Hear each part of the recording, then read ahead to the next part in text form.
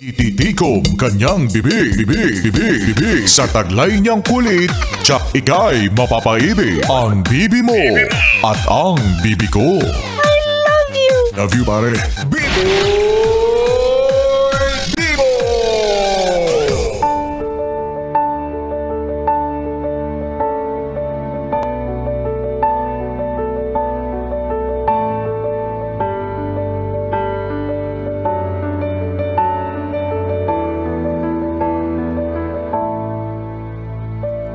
Gandang gabi, ako ay nagbabalik, DJ B-Boy Bibo para sa ating BB Time tungkol sa usaping pambabalewala.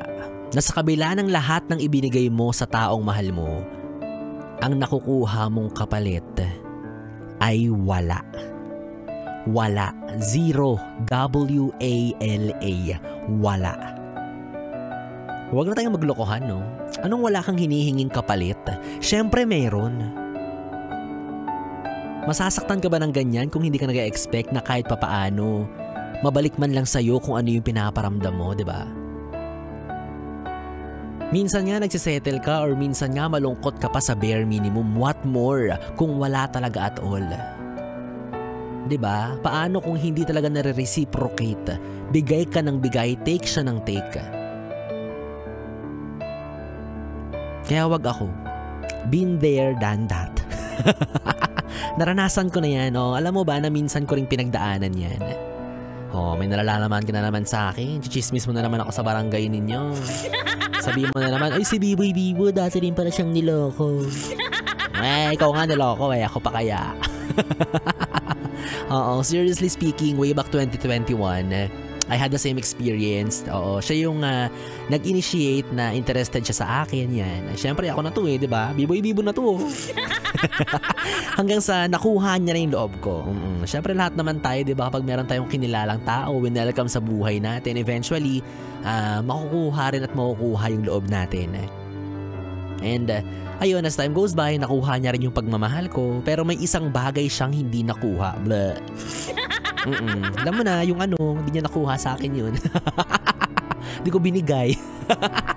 Yung password ng Facebook. Naman, kung ano iniisip mo na naman nahirapan akong ibigay sa kanya yung lahat-lahat ng ako, yung buong ako, yung tiwala. Siyempre kahit papaano, kahit sabihin mong mahal mo isang tao, siyempre meron ka pa rin kahit papaano natitirang reservation para sa sarili mo, di ba? At tinira ko yun sa akin para rin kahit papaano hindi ako masyadong masaktan sa huli. Yan.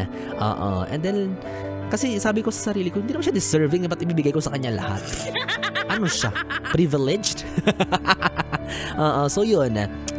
Later on, I realized na yung ginagawa niya sa akin is love bombing. Yun yung tinatawag nating love bombing. Yung mamaya mahal ka niya, tapos after 2 minutes hindi na ulit, tapos after 3 hours mahal ka na niya ulit. So nililito ka niya, minamanipulate ka niya, pinapakitaan ka ng maganda sa una, minsan mahal ka niya, tapos pag nakuha niya na ulit yung loob mo, balik siya sa pandededma. Yan, ganyan. So I prayed na sana makawala na ako dito kasi sobrang traumatizing yung ganong experience. Yung maghihintay ka lagi sa messages niya. Isipin mo, mag-chat ka ng good morning. Afternoon na, evening na, lumipas na lahat ng ning, ing, ing. Morning, evening, lahat na lumipas pero wala pa rin siyang reply sa'yo. Yung aligaga ka na every time na mayroong magre-ring na phone, na feeling mo siya na yun. Yung every time na may notification tapos hindi siya yung lalabas na pangalan, parang naiinis ka. Ano ba naman to? Bakit nag-chat pa to? Pinaasa lang ako, nakala ko siya na yung nag-chat sa akin. Yung mga ganong feeling, kumbaga wala kang peace of mind doon sa tao. Lagi kanyang nililive na nakahanga. Yun nga, love bombing kung tinatawag ng karamihan, di ba? Until dumating yung point na naubos na ako and tuluyan na rin akong nawala ng pakialam sa kanya. And only to realize na siya pala yung unang walang pakialam sa akin. So bakit ngayon lang ako nang wala ng pakialam sa kanya?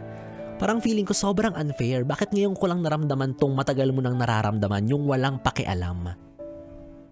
Parang feeling ko, pinagtripan mo ba ako?